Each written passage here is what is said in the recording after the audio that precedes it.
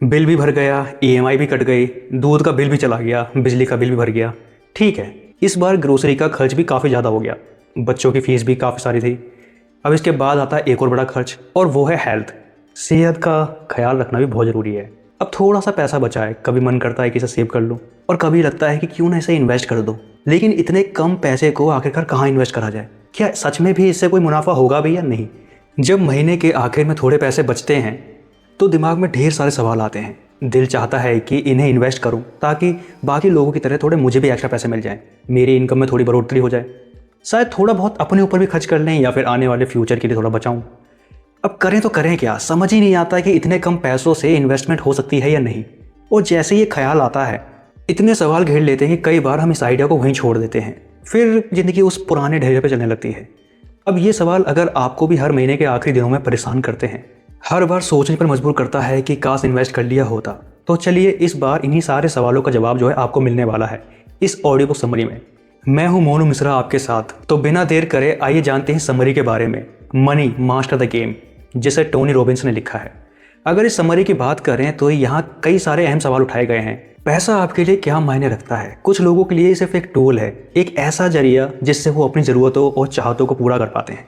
वहीं कुछ लोगों के लिए पैसा ताकत होता है, और कुछ ऐसे भी लोग होते हैं जो पैसों के लिए अपनी फैमिली, अपनी सेल्फ वर्थ, यहाँ तक कि अपनी ईमानदारी भी छोड़ सकते हैं।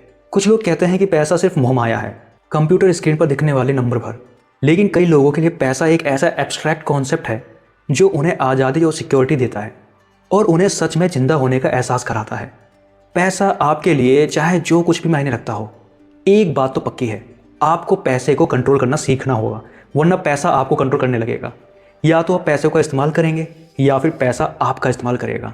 टोनी रॉबिन्स कहते हैं कि पैसा एक गेम की तरह है, क्योंकि ऐसे कई फाइनेंशियल मास्टर्स रहे हैं जिन्होंने पैसे को अपने काबू में रखा था। जॉन सी बगल और वॉरेन बफेट और रे डालियो, इन सभी ने अरबों कमाए क्योंकि ये मनी के मास्टर थे। आप भी उनकी तरह शतरंज का मोहरा बनने की बजाय इस खेल के मास्टर बन सकते हैं। इस किताब से आप सीखेंगे कि फाइनेंशियल फ्रीडम कैसे हासिल की जा सकती है, यानी कि आपके पास इतना पैसा हो कि आपको पूरी ज़िंदगी काम करने की मजबूरी ना हो। जब आपके पास फाइनेंशियल फ्रीडम होगी तब आपको अपनी फैमिली के इलाज, शादी या पढ़ाई के खर्चे की चिंता नहीं करनी पड़ेगी, क्योंकि आप उनकी हर ज़रूरतें आसानी से पूरी कर पाएंगे। सुनने में ये किसी सपने से कम नहीं लगता है ना, लेकिन ये सच हो सकता है, और ये किताब इसमें आपकी मदद कर सकती है। Make the most important financial decision of your life. अपनी ज़िंदगी का सबसे ज़रूरी फाइनेंशियल फैसला लें। शायद आपके पेरेंट्स हमेशा ये कहते होंगे कि खूब मेहनत करिए ताकि आपको एक अच्छी नौकरी मिल सके। अगर आप मेहनत करेंगे तो आप अपनी फैमिली को सपोर्ट कर पाएंगे और आपके बैंक अकाउंट में भी अच्छा खासा पैसा होगा। लेकिन हकीकत तो ये है कि कई सालों तक रेगुलर सैलरी मिलने के बाद भी फाइनेंशियली फ्रीडम नहीं मिलती। लंबे समय तक नौकरी करने के बावजूद कई बार ऐसा होता है कि आपकी सारी सेविंग खत्म हो जाती है। लेकिन आप स्मार्ट तरीके से इन्वेस्ट करें तो फाइनेंशियल फ्रीडम हासिल करी जा सकती है। तो चलिए एक ज़रूरी कॉन्सेप्ट कंपाउंडिंग थोड़ा समझने की कोशिश करते हैं। कंपाउंडिंग तब होती है जब आप अपनी इन्वेस्टमेंट को बिना छेड़े बढ़ने देते हैं। हर साल आपके मूल पर पैसे पर ब्याज बढ़ के आता है, और यही प्रक्रिया आपके पैसे को तेज़ी से बढ़ाती है। इसे एक उदाहरण से समझने की कोशिश करते हैं। दो जुड़वा भाई थे, विलियम और जेम्स। विलियम्स ने 20 साल की उम्र से ही इन्वेस्ट करना शुरू कर दिया था। वो हर साल अपनी सैलरी से पैसे बचाकर रिटायरमेंट अकाउंट में डालता था। 40 साल की उम्र तक वो लगातार सेविंग करता रहा और उसके अकाउंट में करीब $4000 हर साल जमा होते रहे। इसके बाद उसने पैसे डालना बंद कर दिया, लेकिन उसकी इन्वेस्टमेंट फिर भी हर साल 10% की दर से बढ़ती गई। और वहीं पर उसके भाई जेम्स ने 40 साल की उम्र में इन्वेस्ट करना शुरू किया। उसने भी हर साल 4000 इन्वेस्ट किए और उसे भी 10% का रिटर्न मिला। अब दोनों 65 साल के हो चुके हैं। विलियम्स ने लगभग $80,000 इन्वेस्ट किए, यानी कि 20 से 40 साल की उम्र तक हर साल $4000, जबकि जेम्स ने $1,00,000 इन्वेस्ट किए, यानी कि 40 से 65 साल की उम्र तक हर साल $4000। अब आपके हिसाब से ज़्यादा अमीर कौन हुआ? किसने अपने और अपनी फैमिली के लिए फाइनेंशियल फ्रीडम अपनाई? जवाब है विलियम। अपने 65वें जन्मदिन पर जेम्स के पास लगभग $4,00,000 थे, जबकि विलियम के पास करीब $2.5 मिलियन थे। जी हाँ, विलियम ने लगभग 600% ज़्यादा कमाया। ऐसा कैसे हुआ? एक्चुअली पहले साल विलियम के $4000 पर 10% ब्याज जुड़ा। अगले साल वो रकम बढ़कर $8000 पर 10% दर से आगे बढ़ने लगी। 40 साल की उम्र पर पैसे डालना बंद करने के बाद भी उसका पैसा लगातार 10% से बढ़ता रहा। इसी को कंपाउंडिंग की ताकत कहते हैं। इस कहानी से हमें 3 बड़े सबक मिलते हैं। पहला, जितना जल्दी आप इन्वेस्ट करना शुरू करेंगे उतना ही बेहतर होगा। विलियम को कम उम्र में ही शुरुआत करने का फायदा मिला और उसने फाइनेंशियली फ्रीडम हासिल कर ली। दूसरा, उसने कभी भी अपने ब्याज के पैसे को कभी खर्च नहीं करा। और तीसरा, पूरे 2 दशकों तक उसने हर साल $4000 जमा किए, यानी कि लगातार और अनुशासित निवेश। हम उम्मीद करते हैं कि इस किताब को पढ़ने के बाद आप भी इन्वेस्ट करना शुरू कर देंगे, लेकिन कंपाउंडिंग को हमेशा याद रखें, अपने ब्याज के पैसे को कभी खर्च ना करें। फाइनेंशियली मास्टर बनने का पहला कदम यही है कि अपने पैसे को बढ़ने दें। जब आप सो रहे होते हैं तब भी आपका इन्वेस्ट किया हुआ पैसा जो है आपके लिए काम करता रहता है और बढ़ता जाता है। चलिए अब इसी के साथ आगे बढ़ते हैं और बात करते हैं know the rules before get in the game. Game में उतरने से पहले उसके नियम समझ लें। अब शायद आपके मन में सवाल आ रहा होगा कि शुरुआत कहाँ से करें, कहाँ इन्वेस्ट करें, क्या आपको किसी ब्रोकर या फाइनेंशियल एडवाइजर की ज़रूरत पड़ेगी? तो टोनी रॉबिन्स कहते हैं कि इसकी बिल्कुल चिंता ना करें, क्योंकि कई बार जो ये सो कॉल्ड इन्वेस्टर होते हैं, इन्वेस्टमेंट वाले, ये आपके पैसों पर ना नज़र लगाकर बैठे होते हैं। मान लीजिए कि आपको म्यूचुअल फंड में पैसा लगाना है, आपको एक बड़े ब्रोकर फॉर्म मिलती है जो कहती है कि आपके पैसे इन्वेस्ट करेगी, लेकिन इसके बदले वो आपसे फीस लेगी। सुनने में तो बहुत अच्छा लगता है ना, कि कहाँ और कितना इन्वेस्ट करना है, इसकी टेंशन कंपनी लेगी। लेकिन असली सच्चाई कुछ और होती है। आप अपना 100% पैसा तो देते हैं और रिस्क भी पूरा आपका ही होता है, और ऊपर से ब्रोकर अपने चार्जेस और फीस के नाम पर आपका रिटर्न्स का बड़ा हिस्सा ले जाता है। उसे अपनी सिर्फ फीस से मतलब होता है। आपको फ़ायदा हो या नुकसान, उससे उसे ज़्यादा फर्क नहीं पड़ता, क्योंकि उसकी फ़ीस तो तय है जो आपको देनी ही पड़ेगी। अजीब लगता है ना, लेकिन लगभग 90% अमेरिकन जो हैं इन्हीं शर्तों पर म्यूचुअल फंड में इन्वेस्ट करते हैं। उनके ब्रोकर्स उनकी लाइफ टाइम इन्वेस्टमेंट का 60% से भी ज़्यादा हिस्सा जो है खींच के ले जाते हैं। पूरी दुनिया में 13 ट्रिलियन म्यूचुअल फंड्स में लगा हुआ है। अब ज़रा सोचिए, इसमें से कितना पैसा ब्रोकर्स के जेब में जाता होगा। तो सवाल है, इतने लोग ब्रोकर्स की मनमानी क्यों सहते हैं? जवाब आसान है, मार्केटिंग। फाइनेंशियल इंडस्ट्रियल में पैसे से इन्वेस्टमेंट से जुड़े हुए टर्म और कॉन्सेप्ट इतने ज़्यादा मुश्किल बना दिए गए हैं कि आम इंसान समझ ही नहीं पाते हैं। मजबूरी में ही उन्हें ब्रोकर्स की नीड पड़ती है।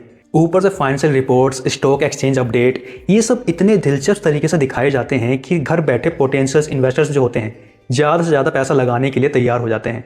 और आखिर में असली फ़ायदा जो होता है ब्रोकर्स और ब्रोकर्स फॉर्म को होता है। क्या आपने the wolf of street movie देखी है, जिसमें लियोनार्डो एक लीड रोल में थे? इस फिल्म से आपको थोड़ा अंदाज़ा मिल सकता है। इसमें दिखाया गया है कि कैसे कुछ ब्रोकर्स जो हैं इन्वेस्टर्स के पैसों पर ऐश करते हैं, बड़ी बड़ी पार्टियाँ, क्लब्स और लग्जरीज लाइफ जो हैं। अब बड़ा सवाल कि कहाँ इन्वेस्ट करें, किस पर भरोसा करें? जवाब है, खुद स्मार्ट इन्वेस्टर्स बने, ट्रेडिंग के बारे में सीखें, किताबें पढ़ें और वॉरेन बफेट और रे डालियो जैसे मास्टर से इंस्पिरेशन लें। लेकिन इस गेम में उतरने से पहले इसके कुछ नियम जरूर सुन लें। एक बहुत ज़रूरी स्मार्ट नियम है इंडेक्स फंड में इन्वेस्ट करना। स्टॉक इंडेक्स को एक स्टॉक की टोकरी भी कहा जाता है। S&P 500 इसका एक अच्छा उदाहरण है। इसमें अमेरिका के 500 टॉप कंपनियां शामिल होती हैं जिन्हें स्टैंडर्ड और पुअर्स ने चुना है, जैसे माइक्रोसॉफ्ट, एप्पल, फेसबुक और अमेजॉन। जब आप इंडेक्स फंड में पैसा लगाते हैं तो इन बड़ी कंपनियों में आपका भी हिस्सा हो जाता है। Index fund the best option क्यों माने जाते हैं? पहला रीज़न, ये कंपनी अचानक बंद होने वाली नहीं है। और दूसरा, इसमें रिस्क कम होता है और धीरे धीरे लेकिन स्थिर रिटर्न मिलता है। तीसरा, आपको अलग से ब्रोकर की ज़रूरत नहीं पड़ती, क्योंकि इंडेक्स पहले से ही आपके लिए अच्छी कंपनियां चुन लेता है। What is the price of your dream? आपके सपनों की कीमत क्या है? फाइनेंशियली फ्रीडम के लिए आपको कितना पैसा चाहिए? अपने सारे सपनों पूरा करने के लिए कितने पैसे की ज़रूरत है? $1 मिलियन, $10 मिलियन या फिर $100 मिलियन? इस चैप्टर का मैसेज ये है कि आप अपनी ड्रीम लाइफ जीने के लिए हमेशा बहुत सारे पैसों की ज़रूरत नहीं होती। सही प्लानिंग से आप फाइनेंशियल फ्रीडम हासिल कर सकते हैं।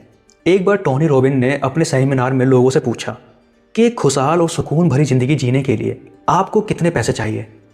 वहाँ एक 20 साल के लड़के ने हाथ उठाकर कहा कि $1 बिलियन। लोग हैरान हो गए, क्योंकि ये एक बहुत बड़ी रकम होती है। लेकिन टोनी ने उसे समझाया कि अपने सपनों को पूरा करने के लिए शायद उतने पैसे की ज़रूरत नहीं पड़ेगी जितना वो सोच रहा है। टोनी ने पूछा, अगर तुम्हें $1 बिलियन मिल जाए तो तुम क्या करोगे? लड़के ने कहा, मैं एक बिल्कुल नया फ्लाइट जेट खरीदूंगा और न्यूयॉर्क में घर लूँगा, बिजनेस मीटिंग के लिए लॉस एंजलिस जाऊँगा और छुट्टियों के लिए हमारा सही रहेगा, और साल में कम से कम 12 फ्लाइट तो ज़रूर लूँगा। टोनी ने उसके साथ मिलकर थोड़ा सा रिसर्च किया और पता चला कि एक नया प्राइवेट जेट करीब $65 मिलियन का आता है, जबकि सेकेंड हैंड जो जेट होता है वो 10 मिलियन में आता है। और ये सिर्फ खरीदने की कीमत है, लेकिन मेंटेनेंस, फ्यूल और इन सब चीज़ों का खर्च अलग। लेकिन अगर जेट खरीदने की जगह उसे रेंट पर लिया जाए तो करीब $2500 प्रति घंटे में काम चल सकता है। उसकी फैमिली में 4 लोग थे, इसलिए एक मीडियम जेट काफ़ी था। अगर वो साल में 100 घंटे भी उड़ान भरे तो लगभग $2,50,000 ही खर्च होंगे। और अगर उसे प्रीमियम गोल्फ टीम चाहिए तो लगभग $5 लाख, जो कि एक नया जेट खरीदने से फिर भी काफ़ी ज़्यादा सस्ता है। फिर टोनी ने उससे पूछा कि और क्या करोगे। लड़के ने कहा कि एक प्राइवेट आइलैंड खरीदूंगा। टोनी के पास खुद फिजिक में 500 एकड़ का रिजॉर्ट है, लेकिन बिजी शेड्यूल की वजह से वो हर 3 साल में सिर्फ 6 हफ्ते ही वहाँ पर जा पाता है। उन्होंने कहा, अगर तुम सच में अपने आइलैंड को एंजॉय करना चाहते हो तो होटल बिजनेस में तो बिल्कुल मत पड़ना, वरना रिलैक्स करने का टाइम ही नहीं मिलेगा। आगे रिसर्च में पता चला कि वहाँ पर मार्क्स में एक आइलैंड $1 लाख का मिल सकता है, लेकिन वहाँ पर उसे रिजॉर्ट बनाने में लगभग $40 मिलियन लगेंगे। इसके बजाय अगर वो नेकर आइलैंड को रिजॉर्ट को रेंट पर लें तो बहुत ज़्यादा सस्ता पड़ेगा, जैसे कि रिचर्ड अक्सर करते हैं। यहाँ 1 हफ्ते रुकने का खर्च लगभग $3,50,000 है, जहाँ आप अपनी फैमिली और दोस्तों के साथ लग्जरी में रह सकते हैं। और 50 लोगों का स्टाफ जो है आपकी सेवा में रहता है। अगर वो हर साल 1 हफ्ते के लिए वहाँ जाए तो करीब $3.5 मिलियन ही खर्च होंगे। तो हिसाब लगाने पर पता चलता है कि अपनी ड्रीम लाइफ जीने के लिए उसे सिर्फ $10 मिलियन से ज़्यादा की जरूरत ही नहीं है, जिसमें वो अपने प्राइवेट जेट से प्राइवेट आइलैंड पर जाकर छुट्टियां मना सकता है। यानी कि फाइनेंशियल फ्रीडम पाने के लिए उसे $1 बिलियन नहीं, बल्कि उसका 1% चाहिए। अगर वो एक स्मार्ट इन्वेस्टर बन गया तो ये फ्रीडम हासिल करना बिल्कुल ईजी है। अब इसी के साथ आगे बढ़ते हैं और बात करते हैं एसेट एलोकेशन की। तो आखिरकार आपको $10 मिलियन कैसे मिलेंगे? इन्वेस्ट करने का स्मार्ट तरीका क्या है? इसका जवाब है एसेट एलोकेशन। इसके पीछे एक बहुत ही समझदारी भरा आइडिया है। अपने सारे अंडे एक टोकरी में मत रखो। आप कंपाउंडिंग का फायदा उठाने के लिए अपनी इनकम का एक हिस्सा जो है सेव कर सकते हो। इसी से इस गेम में आपकी एंट्री हो जाती है, लेकिन एक बार अंदर आने के बाद आपको लॉन्ग टर्म तक टिके रहना होगा। अगर बिना सोचे समझे इन्वेस्ट किया तो आपका सारा पैसा डूब भी सकता है। एसेट एलोकेशन आपके पोर्टफोलियो में वैरायटी लाता है। अगर सीधी भाषा से कहें तो अपने पैसे को अलग अलग जगह पे लगाना, यानी कि अलग अलग टोकरी में अंडे रखना। आप अपने पैसे को अलग अलग इन्वेस्टमेंट में लगा सकते हैं, जैसे कि बॉन्ड्स खरीदना और स्टॉक में पैसा लगाना, रियल एस्टेट या कम्युनिटी में इन्वेस्ट करना। एसेट एलोकेशन का फ़ायदा ये है कि इसमें रिस्क कम हो जाता है, लागत कम रहती है और रिटर्न्स भी अच्छा मिलता है। कुछ लोग कहते हैं कि उन्हें बॉन्ड्स पर ज़्यादा भरोसा है या उन्हें स्टॉक की ज़्यादा समझ है, इसलिए वो एक ही जगह ज़्यादा इन्वेस्ट करना पसंद करते हैं। लेकिन एक बात हमेशा याद रखें कि इन्वेस्टमेंट कोई भी हो, उतार चढ़ाव हर जगह आता है। सबसे ज़्यादा मजबूत स्टॉक भी कभी गिर सकते हैं। इसलिए आपने एसेट एलोकेशन किया है तो एक जगह नुकसान होने से दूसरी जगह फ़ायदा हो सकता है, बजाय इसके कि आप एक ही बार में सब कुछ खो दें। चलिए कुछ कहानियों से इसे समझने की कोशिश करते हैं। टोनी रॉबिन्स के एक दोस्त ने अपना सारा पैसा एप्पल के स्टॉक में लगा दिया। अब ये देखने में तो गलत नहीं लगता, क्योंकि एप्पल दुनिया की सबसे ज़्यादा सफल कंपनियों में से एक है, लेकिन हुआ वही जिसका डर था। इन्वेस्ट करने के कुछ हफ्तों बाद एप्पल के सारे स्टॉक अचानक से गिर गए, क्योंकि उसने पूरा पैसा एक ही स्टॉक में लगाया था और वो कुछ कर ही नहीं पाया। टोनी की एक दोस्त जो टेलीविज़न एग्जीक्यूटिव थी, उसने अपनी हाई पेड जॉब छोड़ दी। लॉस एंजलिस का महंगा फ्लैट बेचकर उसने सारा पैसा वायोमिंग में एक रेस्टोरेंट खोलने में लगा दिया। बाकी पैसा जंक बॉट्स और हाई रिस्क स्टॉक में इन्वेस्ट कर दिया। उसे लगा कि अब वो इन लंबे समय के लिए फाइनेंशियल सिक्योर है। कुछ समय तक तो सब कुछ ठीक चलता रहा, लेकिन 2008 तक एक कॉमिक क्राइसिस आया और उसका लगभग सारा पैसा डूब गया। उसे फिर से ज़िंदगी शुरू करनी पड़ी, यहाँ तक कि फ्रीलांसिंग में काम भी करना पड़ा। अब आप समझ ही गए होंगे कि एसेट लोकेशन कितना ज़्यादा ज़रूरी है। ये पैसे का एक नियम है, अगर सब कुछ एक ही जगह लगाया तो खतरा ज़्यादा है, लेकिन अलग अलग जगह इन्वेस्ट किया तो पैसा ज़्यादा सुरक्षित रहता है। यहाँ 2 बकेट इन्वेस्टमेंट के उदाहरण हैं जिन्हें आप फॉलो कर सकते हैं। Number 1, security peace of mind bucket. ये एक डाइवर्ट पोर्टफोलियो होता है जहाँ पर आपका पैसा सुरक्षित रहता है, भले ही ग्रोथ थोड़ी सी धीमी हो। जिसमें शामिल एसेट्स हैं कैश या कैश इक्विपमेंट्स, यानी कि आपका सेविंग अकाउंट। आप इसे आसानी से निकाल भी सकते हैं और ज़रूरत पड़ने पर खर्च भी कर सकते हैं। इंटरेस्ट कम होता है, लेकिन इमरजेंसी में यही पैसा काम आता है। 2008 के आर्थिक संकट में बैंक बंद हो रहे थे, लोग ना तो पैसा उधार ले पा रहे थे और ना ही स्टॉक बेच पा रहे थे। जिन्होंने रियल एस्टेट में निवेश किया था वो भी बेच नहीं पाए, इसलिए बैंक में कैश होना बहुत ज़रूरी है। बॉन्ड्स, इन्हें फिक्स्ड इनकम इन्वेस्टमेंट भी कहा जाता है। जब आप बॉन्ड्स खरीदते हैं तो आप किसी कंपनी या सरकार को पैसा उधार देते हैं, बदले में वो तय समय पर आपको फिक्स और ब्याज के साथ पैसा लौटाते हैं। CD, सर्टिफिकेट ऑफ डिपॉजिट्स, इसके अंदर आप बैंक को एक निश्चित समय के लिए पैसा देते हैं। बैंक उसे इस्तेमाल करता है और तय समय के बाद ब्याज सहित लौटा देता है, लेकिन जब तक अवधि पूरी नहीं होती तब तक आप पैसा नहीं निकाल सकते। लाइफ इंश्योरेंस पॉलिसी, इंश्योरेंस हर किसी के लिए ज़रूरी है, खासकर अगर आपकी फैमिली आप पर निर्भर है। अगर आपके साथ कुछ हो जाए तो कम से कम आपकी फैमिली जो है आर्थिक रूप से सुरक्षित रहेगी। ये बकेट आपको सिक्योरिटी और मानसिक शांति देता है। पैसा धीरे धीरे बढ़ता है, लेकिन जब तक सुरक्षित रहता है। Number 2, risk growth bucket. अगर आप एक ऐसे इन्वेस्टर हैं जिन्हें थोड़ा रिस्क लेना पसंद है और ज़्यादा ग्रोथ चाहते हैं तो ये बकेट आपके लिए है। इसमें हाई रिटर्न्स के साथ हाई रिस्क भी होता है, यानी कि आप जीत भी सकते हैं और हार भी सकते हैं। इसमें शामिल एसेट्स हैं ETFs, एक्सचेंज ट्रेड फंड। ये स्टॉक का एक ग्रुप होते हैं जैसे कि इंडेक्स या म्यूचुअल फंड। फ़र्क बस इतना है कि आप इन्हें स्टॉक की तरह कभी खरीद या बेच नहीं सकते, लेकिन ध्यान रखें बार बार खरीदने या बेचने पर फीस लगती है और इसे ट्रेडिंग कहा जाता है। High yield bond, junk bonds. इन्हें जंक इसलिए कहा जाता है क्योंकि इनकी सेफ्टी रेटिंग बहुत कम होती है। ये ज़्यादा प्रॉफिट दे सकते हैं लेकिन काफ़ी रिस्की होते हैं। REIT, real investment trust. ये कंपनियां इनकम देने वाली रियल एस्टेट प्रॉपर्टीज़ की मालिक होती हैं। ये निवेशकों से पैसा लेकर शेयर खरीदती हैं। आप इन्हें स्टॉक की तरह खरीद या बेच सकते हैं और डिविडेंड भी कमा सकते हैं बिना खुद प्रॉपर्टी मैनेज के। कमोडिटीज़ जैसे गोल्ड, सिल्वर और ऑयल। खासकर गोल्ड आपके पोर्टफोलियो के लिए अच्छा माना गया है क्योंकि ये महंगाई से बचाव देता है और आपके निवेश को ज़्यादा बैलेंस करता है। चलिए अब इसी सब आगे बढ़ते हैं और बात करते हैं द ऑल सीजन स्ट्रेटेजीज। पिछले चैप्टर्स में आपने सीखा कि अपने पोर्टफोलियो का डाइवर्सन रखना कितना ज़रूरी है, यानी कि अपना सारा पैसा एक ही जगह मत लगाओ। एक ही तरह की इन्वेस्टमेंट काफ़ी ज़्यादा रिस्की हो सकती है। अगर आपको ज़्यादा सुरक्षा चाहिए तो security the peace of mind वाला बकेट्स फॉलो कर सकते हो, लेकिन अगर आप रिस्क लेने में कंफर्टेबल हो और ज़्यादा ग्रोथ चाहते हो तो रिस्क या ग्रोथ बकेट चुन सकते हो। इस चैप्टर में आप एक और शांत पोर्टफोलियो के बारे में जानेंगे जिसे आप अपनाने पर विचार कर सकते हो। इसे अब तक के सबसे बेहतरीन पोर्टफोलियो में एक माना जाता है, ऑल सीजन स्ट्रेटेजी। इस कॉन्सेप्ट को रे डालियो ने बनाया था, जो दुनिया के सबसे बड़े हेज फंड ब्रिजवाटर एसोसिएट्स के फाउंडर हैं। रे ने 1971 में अपना करियर की शुरुआत की थी जब वो न्यूयॉर्क स्टॉक में एक क्लर्क के तौर पर काम करते थे। उस समय अमेरिका की इकोनॉमी काफ़ी ज़्यादा खराब दौर से गुजर रही थी। 1970 के आसपास बेरोजगारी और महंगाई जो थी बहुत ज़्यादा थी।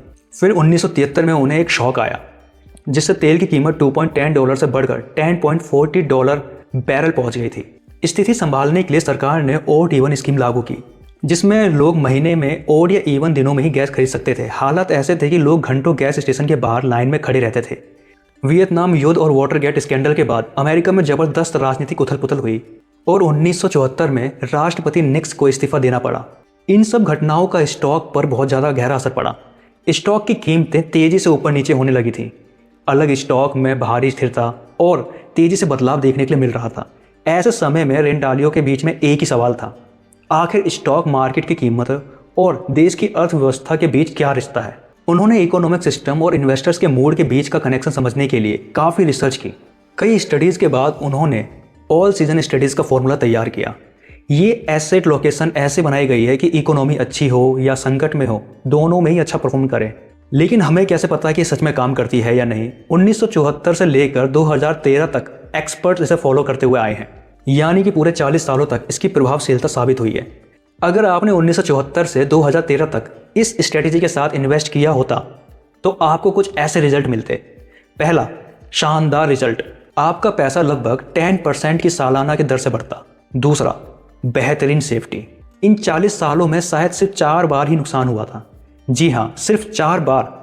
तीसरा, बहुत कम अस्थिरता, औसतन नुकसान सिर्फ आपका 1.74% रहा, यानी कि लगभग 85% आपका समय निवेश से बढ़ा है। सबसे ज़्यादा नुकसान भी सिर्फ 3.93% ही हुआ, यानी कि वो भी 2008 के संकट के दौरान जब पूरी फाइनेंशियल कंडीशन में दुनिया हिल गई थी। ऐसे समय भी नुकसान सिर्फ इतना कम रहना बहुत ही कमाल की बात है। अब सवाल आता है कि ये ऑल सीजन स्ट्रेटेजी आखिरकार है क्या और इसे लागू कैसे करें। आपने अक्सर लोगों से कहते हुए सुना होगा कि अपने पैसे का 50% बॉन्ड्स में और 50% स्टॉक्स में लगाओ ताकि रिस्क बहुत कम रहे। लेकिन क्या ये पूरी तरीके से सुरक्षित रहने का तरीका है? रे डालियो ऐसा नहीं मानते। असल में स्टॉक्स बॉन्ड्स के मुकाबले 3 गुना ज़्यादा रिस्क के होते हैं। अगर आप पैसा 50-50 बांटते हो तो स्टॉक का रिस्क इतना बढ़ जाता है कि असर ऐसा होता है कि जैसे कि आपने करीब 95% पैसा स्टॉक में लगाया हो। ये एक फाइनेंशियल मिथ है, इसलिए इससे बचना चाहिए। अब जानिए कि ऑल सीजन स्ट्रेटेजी जो सिंपल भी है और पूरी तरह टेस्टेड भी। सबसे पहले अपने कुल पैसे का 30% जो हिस्सा है स्टॉक में लगाओ, जैसे S&P इंडेक्स फंड। प्रतिशत कम लग सकता है लेकिन याद रखो कि स्टॉक ज़्यादा रिस्की होते हैं। दूसरा, 15% इंटरमीडिएट बॉन्ड्स में और 40% लॉन्ग टर्म बॉन्ड्स में इन्वेस्ट करो। इंटरमीडिएट जो बॉन्ड होता है आमतौर पर 4 से 7 साल 10 में मैच्योर होते हैं, जबकि लॉन्ग टर्म बॉन्ड्स 30 से 25 साल लेते हैं। अब सवाल ये आता है कि बॉन्ड्स में इतना ज़्यादा पैसा क्यों? क्योंकि बॉन्ड्स स्टॉक्स के रिस्क को बैलेंस करते हैं।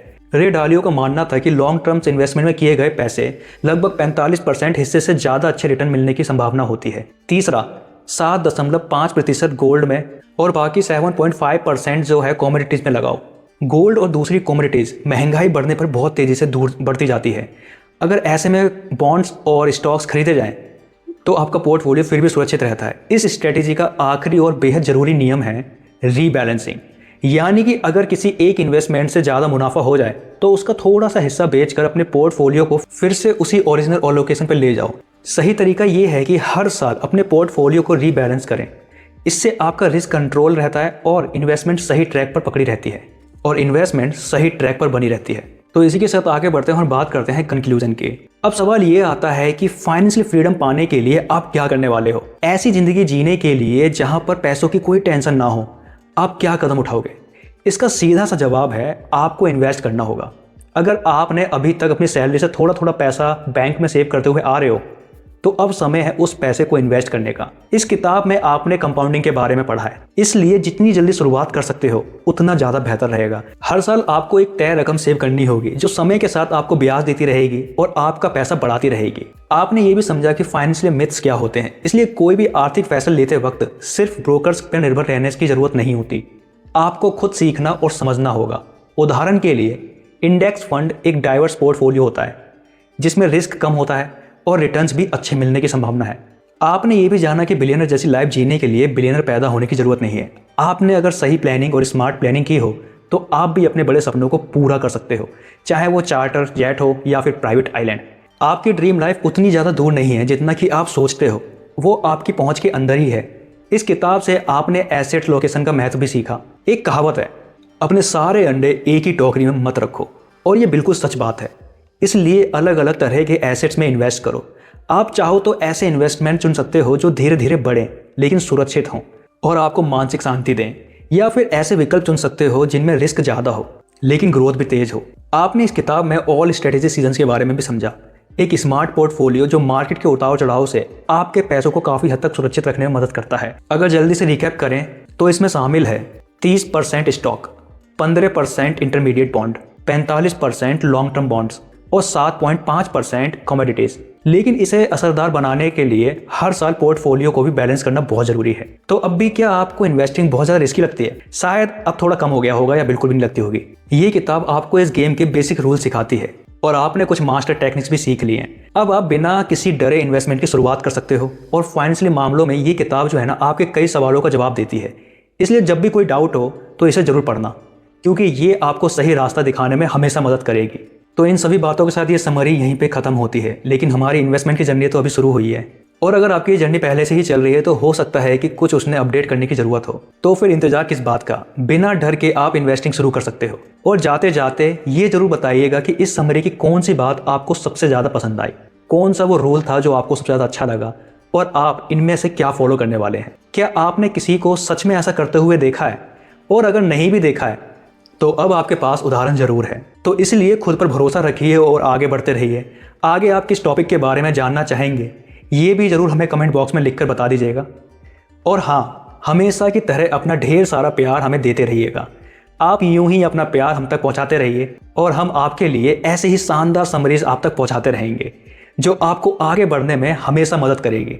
बस ऐसे ही अपना प्यार और हमें सपोर्ट बनाकर रखना, हम आपके लिए और भी ज़्यादा बेस्ट समरीज बना के लाएंगे। और आपको पता ही है कि किताबें हमारी ज़िंदगी की सबसे ज़्यादा अच्छी दोस्त होती हैं।